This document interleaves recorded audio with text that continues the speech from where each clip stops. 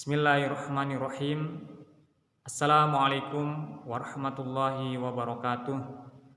Alhamdulillahirabbil alamin. Wassalatu wassalamu ala asrofil anbiya'i wal mursalin sayyidina wa maulana Muhammadin wa ala alihi wa sahbihi ajmain, amma ba'du. Alhamdulillah, puji syukur kita panjatkan kehadirat Allah Subhanahu wa taala atas segala nikmat karunia-Nya yang diberikan kepada kita semuanya. Di antaranya adalah nikmat iman, Islam, nikmat sehat jasmani, rohani, serta nikmat kesempatan. Yang barangkali nikmat tersebut tidak diberikan kepada hamba Allah yang lainnya, dan hari ini kita terpilih menjadi hambanya yang mendapatkan kenikmatan tersebut. Salawat serta salam mari kita haturkan kepada junjungan kita Nabi besar Muhammad SAW beserta keluarga, sahabat, dan tentunya kita berharap kepada para umatnya hingga akhir zaman. Mudah-mudahan kita tergolong menjadi umatnya yang kelak juga akan mendapatkan syafaatnya di yaumil qiyamah nanti. Amin amin ya rabbal alamin. Anak-anak sekalian yang dirahmati Allah SWT, alhamdulillah bertemu kembali kita di majelis pagi. Kali ini saya ingin menyampaikan materi tentang sopan santun, yang mana ini adalah cerminan dari kemuliaan tingginya sebuah akhlak seseorang dalam berinteraksi dengan orang lain. Jadi akhlak ini cerminan dari keimanan seseorang. Rasulullah SAW juga diutus oleh Allah ke muka bumi ini selain menyampaikan firman-firman Allah, misinya yang lain yaitu untuk menyempurnakan akhlak yang mulia. Masya Allah, begitu besar misi Rasulullah SAW. Sehingga apa? Dengan akhlak yang mulia ini, kehidupan bermasyarakat, kehidupan di dunia ini akan menjadi lebih indah. Keimanan seseorang juga bisa diukur dari apa? Dari tingginya akhlak seseorang. Rasulullah SAW telah menyampaikan juga bahwa orang yang beriman, yang paling utama keimanannya adalah orang yang memiliki akhlak yang mulia. Selain itu juga, di antara hamba-hamba Allah yang Allah cintai adalah orang-orang yang memiliki akhlak yang mulia, akhlak yang terpuji. Ketika Rasulullah SAW ditanya, amalan apa yang banyak memasukkan seseorang ke dalam surga? Rasulullah menjawab, yaitu takwa kepada Allah dan berakhlak mulia. Masya Allah, ini luar biasa kedudukannya. Begitu besar penghargaan Allah bagi orang-orang yang memiliki akhlak mulia. Insya Allah orang-orang yang memiliki akhlak mulia ini akan bahagia, akan sukses dunia akhiratnya. Orang yang memiliki akhlak yang mulia akan disenangi oleh teman-temannya, akan dicintai orang-orang sekitarnya, dan akan dimuliakan orang-orang di sekitarnya.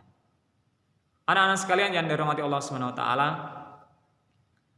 jadi cerminan dari kesempurnaan iman seseorang itu bisa dilihat dari akhlak keseharian seseorang. Nah, terkait dengan akhlak sehari-hari, ini pembahasan hari ini terkait dengan sopan santun. Sopan ini adalah sebuah perilaku, rasa hormat, takzim kepada seseorang, kepada orang lain.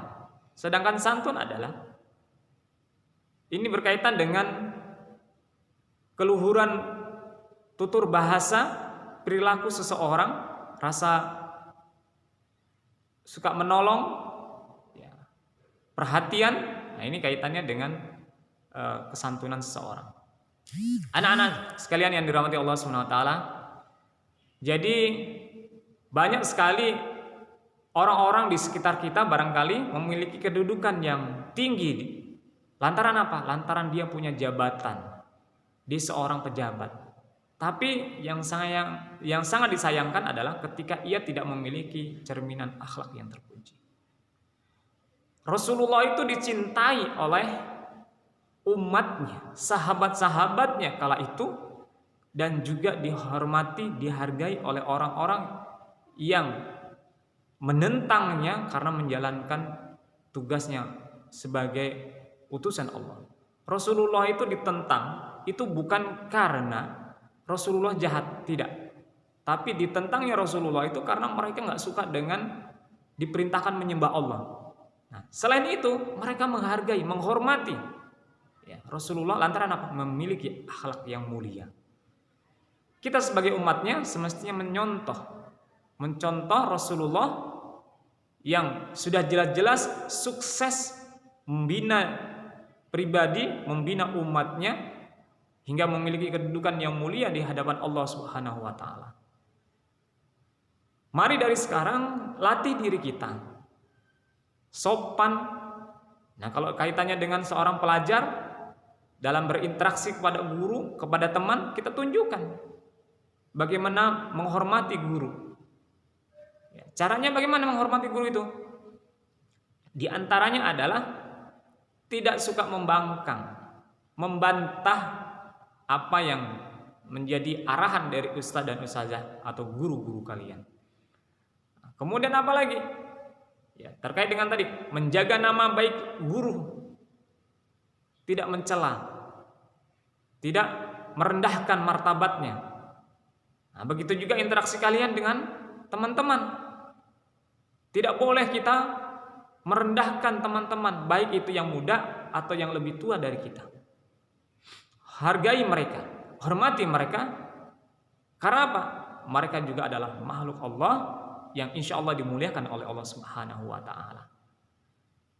Terkadang kita melihat bagaimana pergaulan teman-teman kalian yang dengan mudahnya terkadang membuat sebuah panggilan-panggilan yang tidak disukai. Padahal Rasulullah memerintahkan untuk apa? Memanggil seseorang itu dengan panggilan yang disukai. Ini juga cerminan dari kesopanan seseorang, memperlakukan seseorang. Nah, dengan teman sendiri juga nggak boleh saling olok-olok, ejek mengejek. Misalkan apa? Nama orang tuanya dijadikan bahan olokan, ejekan. Nah, ini nggak boleh. Jadi tunjukkan rasa hormat kita kepada guru, kepada orang-orang yang lebih tua ataupun kepada orang yang lebih muda. Nah, ini cerminan dari sifat kita yang tergolong menjadi orang-orang berakhlak mulia. Kemudian apa? Perilaku kita, omongan-omongan kita, tunjukkan dengan apa? Peribahasa, perilaku, dengan susunan kata yang sopan, santun, tadi. Tidak apa? Tidak menyinggung perasaan orang lain. Pilih kata-kata yang bagus, yang dapat menyenangkan, yang enak didengar, tidak menyinggung perasaan orang lain, tidak mengecilkan orang lain. Orang mendengarnya itu semangat, bahagia, tenang. Ini bagian dari salah satu cerminan seseorang memiliki akhlak yang mulia. Ketika belajar di kelas seperti itu. Jadi tidak ada saling ejek mengejek, tidak ada yang saling menjatuhkan satu sama lain. Walaupun apa? Walaupun itu adalah teman kita seumur, teman sepermainan, kita tidak boleh merendahkan mereka walaupun hanya mengucapkan kata-kata yang barangkali sepele, hal yang barangkali dianggap biasa. Tapi bagi seorang yang berilmu, setiap ucapannya, setiap perilakunya selalu dipikirkan secara mendalam agar apa? Tidak merugikan diri sendiri dan tidak merugikan orang lain. Kita diperintahkan lebih baik diam ketika kita tidak bisa mengucapkan hal-hal yang baik. Karena itu adalah salah satu jalan untuk keselamatan kita. Banyak orang saling mukul-memukul, akhirnya ada yang saling lapor-melapor, masuk penjara. Gara-gara apa? Gara-gara tadi perilaku mereka terhadap sesamanya. Ucapan mereka, ada yang tersinggung gara-gara ucapannya. Saling lapor, saling memukul. Bahkan yang tadinya seorang bersahabat dari kecil lantaran ucapan yang tidak terkontrol, lantaran ucapan yang merendahkan, akhirnya persahabatannya itu jadi rusak. Kemudian apalagi? Yang tadinya akrab jadi tidak akrab lagi. Anak-anak sekalian yang dirahmati Allah Subhanahu wa taala, coba dalam sehari-hari kita latih banyak membaca tokoh-tokoh yang dapat menginspirasi kita. Orang-orang dahulu di antara hal yang dikerjakan ketika dia menuntut ilmu, dia juga berusaha menggali, mempelajari adab-adab terhadap guru kepada sesamanya ataupun adab terhadap ilmu yang ia pelajari. Jadi dari sini kita bisa belajar bahwa seseorang dikatakan mulia itu bukan karena hartanya, bukan hanya karena jabatannya, tapi seseorang mulia di hadapan manusia dan hadapan Allah itu karena tadi memiliki akhlak yang terpuji. Ucapannya, tingkah lakunya selalu menjadi hal yang memperindah dari dirinya.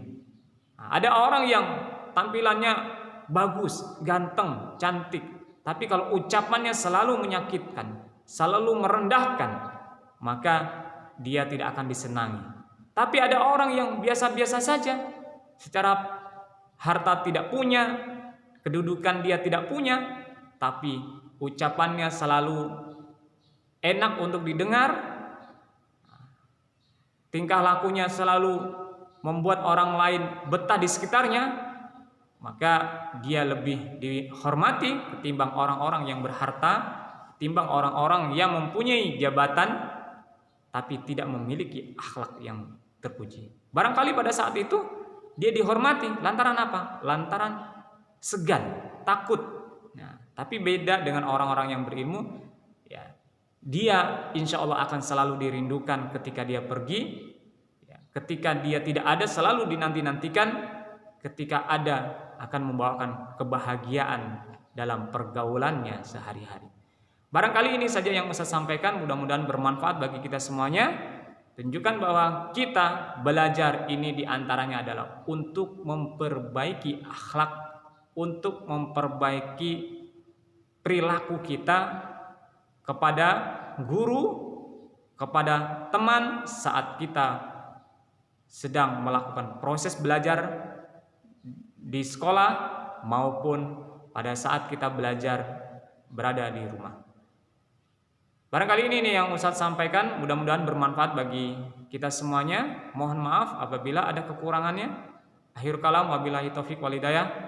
Assalamualaikum warahmatullahi wabarakatuh.